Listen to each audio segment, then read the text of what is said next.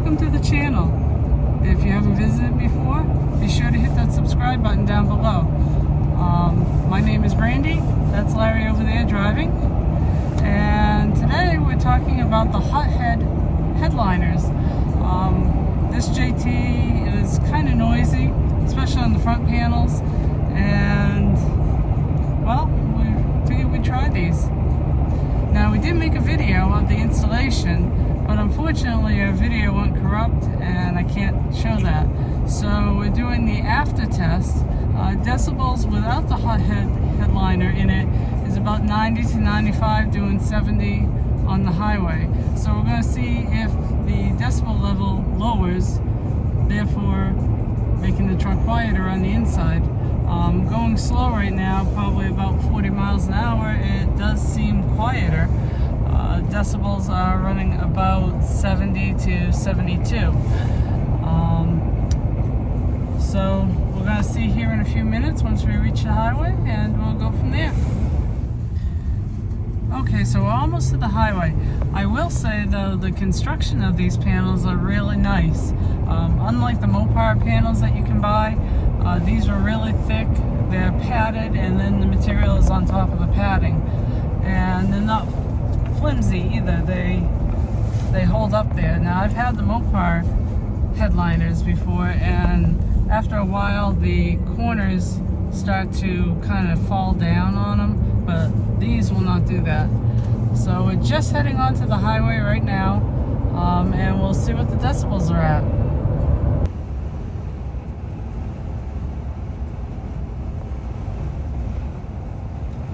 So as you can see, it's a slightly noisier. I'm showing about 74, 75 on the highest end for the decibel count, so it only went up 3 decibels, which is not bad. It's a lot quieter in here, just from experience of driving this truck. Of course, you still got the wind noise up front on the panels, like all Jeeps do. Tire noise, but it is a lot quieter because I can actually hear myself think now. Yeah, now the conversation's not yelling.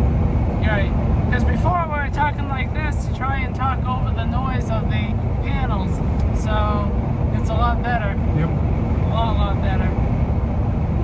Yep, the installation's pretty straightforward. Right. I also did, with the HotHead headliners, you have the option of getting the Sound Assassin sound deadening strips, which go in the lower portions or the indents in the hardtop panels in the front and the rear. And I did do that as well. It's like a $39 option. So that may have helped tremendously with the sound. Not really sure, but I think it definitely helped. Right. Just filling in those voids, and where that sound deadening material was put in for instruction, it is the thinnest part of the hardtop, so that makes sense. You're going to get the most noise from that area. So having that void filled with sound deadening material, I think it helped. I really do. Right. It's a lot quieter. The Yep. other thing that they say on their website is that it will keep the heat out of the top in the summertime. Now, I can't really test that today because it's only 37 degrees out.